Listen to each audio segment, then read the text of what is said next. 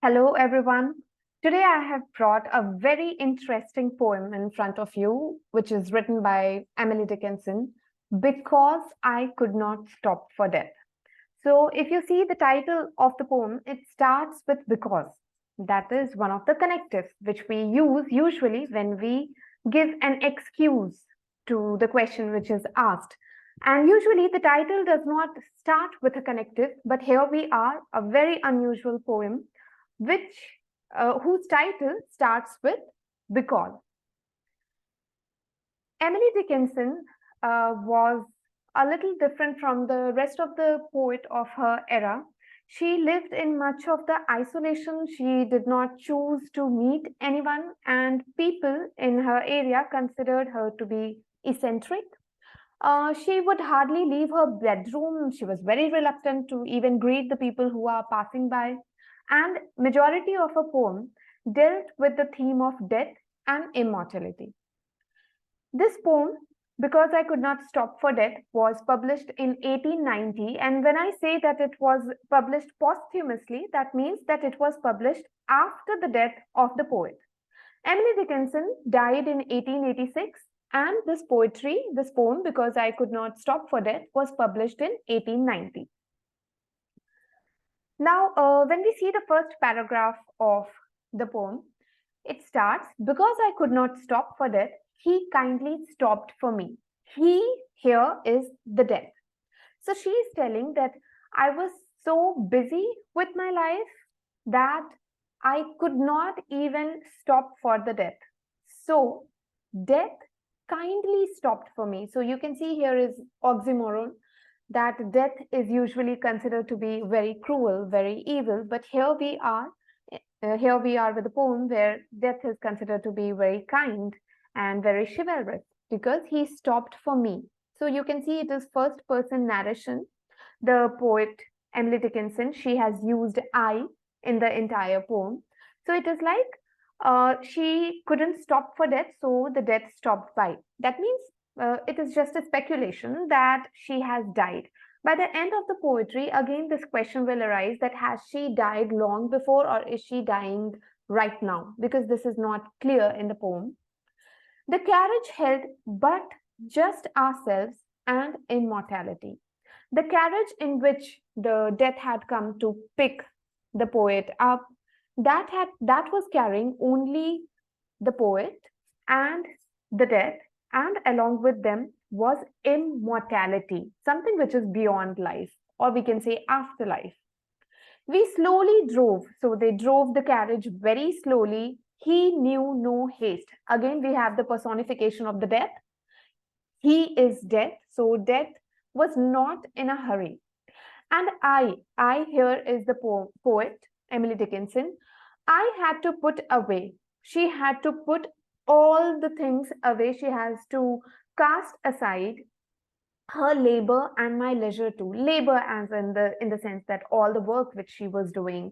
Leisure here means the rest time or the time which she could have spent with her loved ones, the pleasure time. So she had to keep all her labor, all her hard work. Throughout the life, we are so busy in working in our profession or even in the school when we are so busy with our studies. So all the labor she had to cast aside, she had to put away, and all the pleasurable moment, all the time which she could have spent with her loved ones, that all those things she had to put aside for his civility, because the death was so civil, so mannered, he was so polite to her. We passed the school, we as in the sense death and Emily Dickinson, they passed the school where children strove. So they passed the school where children were playing. Strove here means is to trying. They were trying. So here you can see that the life actually begins in the school where we start making friends, where we start with our education. So you can correlate it with the beginning of the life. So, it is said that when you die, all the past memories start appearing in your head. So maybe there is the same insinuation, there is the same interpretation that when Emily Dickinson was about to die, all the memories started flashing up in her mind, and maybe that began with the school where all the children were trying to play. At recess in the ring. Recess, again, a break where we stop and when we start enjoying with our friends. In the ring, here again there is the interpretation. Ring has no start and ring has no end, right? So it is like life which comes to a proper circle with the death, and again it starts with life. So there is interpretation of afterlife also, because life has no death, or after death the life starts again. We pass the field of gazing grain. Again, gazing grain means the grain which is flourishing. That can be interpreted as in the youth, when we are booming with the energy, when we are at our top game, when we have so much achievements to do, when we have so many plans to execute. So that can be correlated with gazing grain. We pass the setting sun, and then the sun is setting, as in the sense that they are slowly approaching towards the death. The day has come to an end, and so has the life. So in this paragraph, we can clearly say that Emily Dickinson has tried to sketch the entire picture of the life, that how we start from the school, how we go to an adulthood, and how slowly we die. Or rather, he passed us. He passed us in the sense how the sun passed us. Another interpretation, how the death passed everything. Death passed everything means when the death passed the school life ended. Death passed the gazing grain, the youth ended. Death passed us, that means we are dead.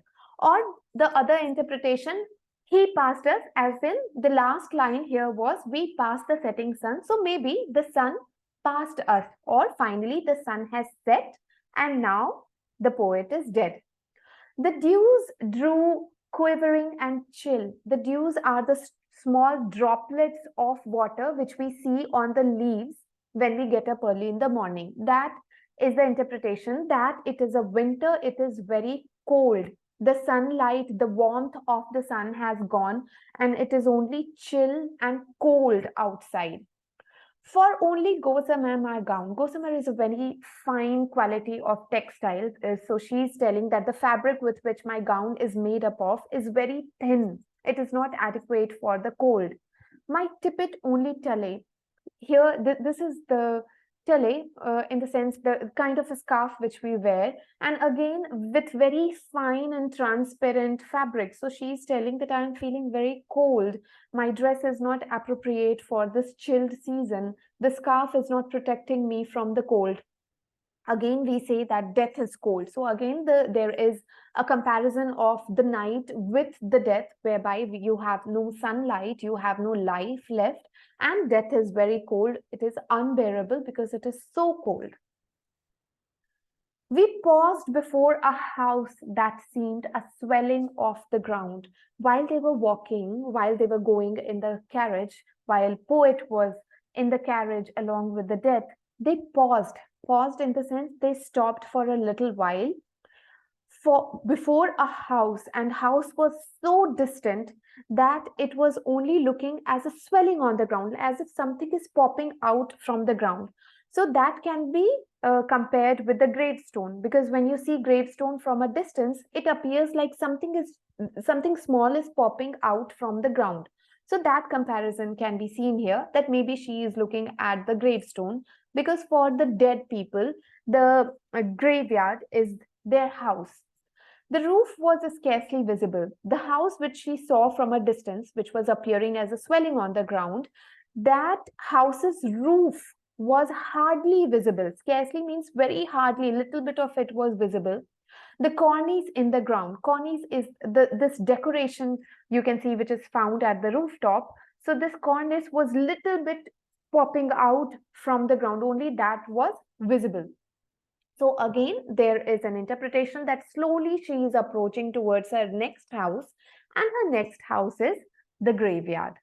Since then, it is centuries from that journey which she took along with the death. From that time, it has been centuries, hundreds of years have passed, and yet feels shorter than the day. Still, it feels that it is so short. I haven't lived my life. That happens to everybody who is approaching death, that they miss life. They feel that I haven't lived my life the way I wanted to, or I wanted to live a little bit longer. So that is the interpretation here, that from that time when I had this journey with the death, centuries have passed by, but still that journey appears as if it is shorter than the day. I first surmised the horse's head. Surmised in the sense guessed. When she first guessed, made a wild guess that the horse's head, or the, where the horse's head is, where it is moving, where the path which is taking. So horses' heads were towards eternity. So the horse was moving towards the eternity. Horse was moving towards the place from where nobody comes back. So that is the end of the poem.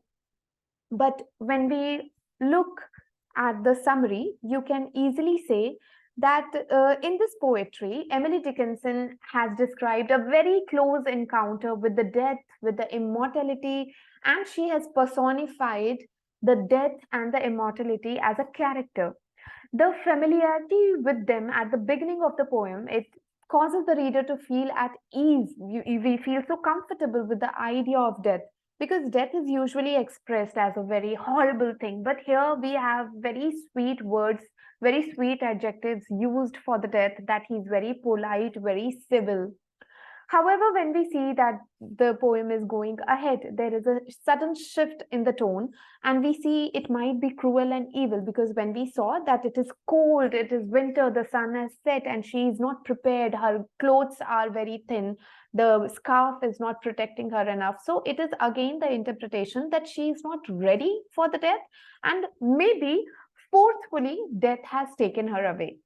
In the first line of the poem, we see that the speaker uses the famous line, "Because I could not stop for death, he kindly stopped for me." So this phrase is hinting about the personification that is going to be utilized in the stanza described as the experience of entering the afterlife. So death stopped for the speaker, for the poet, and helped her into the carriage, held just ourselves and immortality. So when we look at the theme of this poem is mortality and death and immortality. Tone and the mood in the entire poem is very calm, it is measured. Later on, we see sinister, evil, and then it is very emotional experience when she describes her journey from the school to the sunset. Structure, if we see, it is a 6-stanza poem divided into sets of 4-line quatrains. 4-line quatrain, like every poem, every paragraph has only 4 lines, not less, not more. And quatrain means it does not follow a rhyming scheme. I cannot give you a rhyming scheme that it is following A, B, A, B, or B, C, B, C. Nothing like that. No rhyme scheme at all. And we have a rhyme somewhere like me, mortality, civility. In the first 2 stanzas, if you see, I have written together. Here you have a rhyming scheme, but it is apart, like me, immortality, civility, but it is not coming in the continuous line. It is apart. So it is following in the 2 stanzas with regular metrical pattern. When we look at the literary device, the first one is alliteration. Alliteration in the sense when there is repetition of the consonant sound. For example, here you can see the words like labor, leisure. Then you have another like recess, ring, school, strove, gazing, grain, setting, sun. So we have little bit of alliteration here. Allusion, the second literary device, is, you can say that it is expression that is meant to call something specific to the mind, but without stating it directly. So in the poem, it is not clearly stated that the speaker is supposed to be in some sort of afterlife, like in the Christian concept of heaven. But the fact that it is not stated explicitly allows any number of interpretations about what kind of world the speaker is living now, whether she is alive, whether she is dead, or recently died, or died long back. So those kinds of interpretation are called as allusion. Personification, when we give life to the thing which is not alive. For example, she has made death a character, immortality a character, sun a character. So that is a personification. Last literary device is enjambment. That means that the lines of the poem, it stops abruptly. It does not complete the sentence. For example, if you can see, because I could not stop for death, he kindly stopped for me. The carriage held but just ourselves and immortality. So it is the stopping in the middle, taking a pause in the middle without appropriate sentences. That is called enjambment. That is it for the poetry, for this beautiful poem. I hope all of you have liked it. If there is any other poetry that you have in your mind that you would like me to describe for you, please write it in the comment. Thank you.